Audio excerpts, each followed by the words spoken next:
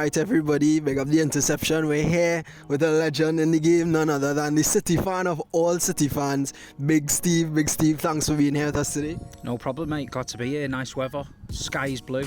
Let's hope today we get the result. Yeah. So I just want to ask you a few questions. Yep. Of course, well, as I mentioned, you are a City fan.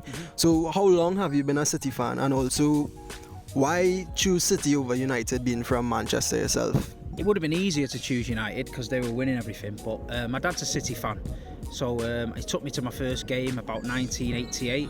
It was a League Cup game. I just remember everything about it, going down in the car, getting out, seeing the floodlights above the stand, the smell, the hot dogs, the crowd, and then going into the stadium and seeing the pitch. I mean, it's been so green, and I don't know, I got this feeling like, wow, this is a bit of me, you know what I mean? Yeah. And game was a bit of a blur, but I remember coming home. My dad had bought me a scarf and a badge, and I remember coming home holding onto this scarf. And then the next day, that was it. All I could talk about was Man City. In school, Man City, reading books, because at the time we didn't have no internet and stuff. And I got a season ticket then from 1989. And then once this football club gets you here, you just with it from through thick and thin. Yeah, I definitely agree with that as well. Because for me, like, you know, I'll always say I'm from Trinidad. I have no close affiliation with City. The reason I'm a City fan is because I have some friends from Trinidad who came to live here, and when I started to look at football, they were City fans, so that's how I got into it. But obviously the story is much closer to your heart for you. But so being a lifelong City fan, of course, how has it been to see the transition, of course, before the takeover and to the success that Man City have now? To be honest, it's hard. I mean, back in the day, we were really bad. We were in the second division. We were getting promoted and relegated, promoted. We were up and down. There was times where, I've said it before on interviews, where I'd come in from a game from Grimsby away, and my mum would say, you know, why are you spending your money watching this team? But they don't understand, did they? They just think you're young and a bit daft. All my friends were off watching Man United in Europe.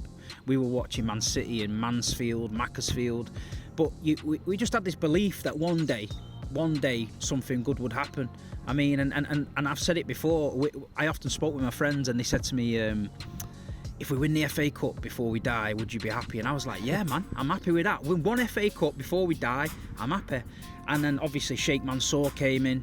Still remember the day, woke up, been took over. But we thought another one of these takeovers. Is this guy got any money? You know what I mean? And then that night we was bidding for Robinho, we're bidding for Berbatov, we're bidding for Mario Gomez. I'm like, whoa, this is happening. Like, and look, we haven't looked back. And the club now is totally different. But you've got to thank Sheikh Mansour, the infrastructure, everything around the club now is elite level.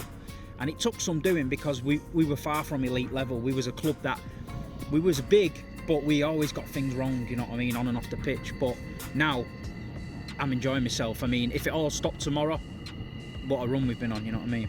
Yeah. Nah, they have come in and done an absolute. I mean, they've, as you rightfully said, it's not just buying players, it's the whole entity of Man City, the worldwide impact that he has had.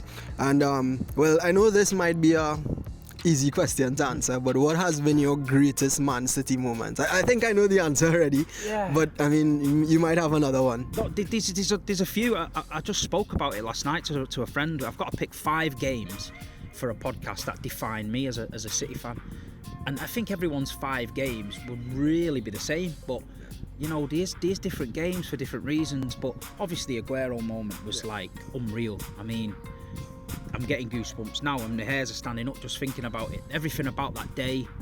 But it started the game before at Newcastle, because we were scared. At Newcastle was so horrible. Thought, we're not going to win this game, we're going to bottle the league. We won at Newcastle. That's the first time I ever heard Man City fans sing, we're going to win the league, and now you're going to believe us. But then we had a week break, so it was a bit every day worrying about the game, we're going to be champions of England, what's it going to be like and all that. And then obviously to win it the way we did in the 93rd minute, Sergio, he'll never be beaten, that, you know what I mean, never be beaten ever. And the emotion and the feeling in the stand when that went in, I can't even describe it. Like, there was people I've sat next to for 10 years, we were crying their eyes out, people were hugging each other, there was people on the floor, there was children getting thrown all over the place. It was literally unreal. And that night I think is the one for all City fans. But you know, we did it again last year with Gundogan. You know, we and you know what though, it'll never be the Aguero moment because the Aguero moment came first. But what happened with the Gundogan one? We never lost hope. We were 2-0 down, and people come up. But a guy came up to me at half time and he said, "Big Steve, I'm going. We're 2-0 down. My missus is picking me up." I said, "Are you crazy?" He went, "Why?" I went, "Sergio." He went, "I know," but I went, "Sergio." I went, "You can't give in. This team doesn't give in." At the end of the game, I'm on the pitch. I'm running around on the pitch, people hugging me and that, and I seen the guy. He's crying, and he went, "Big Steve." He went, "Thank you." He went, "Because you taught me round. I was leaving the place." I went, "No problem." I see him every game now. He always shakes my hand. But that's what I mean with this football club. We fight till the end. We never ever give up. Never ever give up. And that's the mentality of this club. And we've got something special with that. Absolutely agree.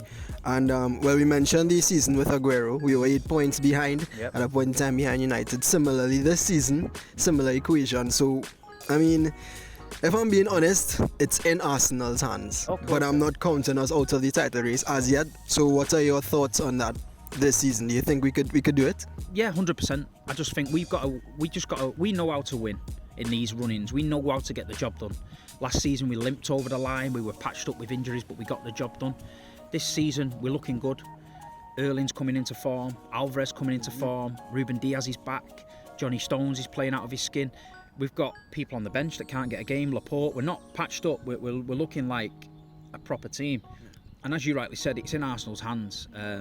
They're having a great run. They deserve it. We let ourselves slip early in the season, but this is the pressure time now. And I say to the Arsenal fans, the ones that have never experienced it, this is where football is not enjoyable. This is where it's literally relief. You win, you're relieved. Yeah. If you lose, you've got a week of stress. And I think they've got a tough game at Liverpool. We've got to come to Southampton. Not easy for us. We always struggle a little bit here. And listen, I think there's going to be twists and turns, mate. Yeah.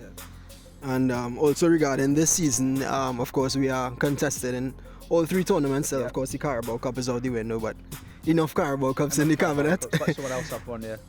But is this, treble, do you fancy City winning the treble? Do you think this is the year to win the Champions League?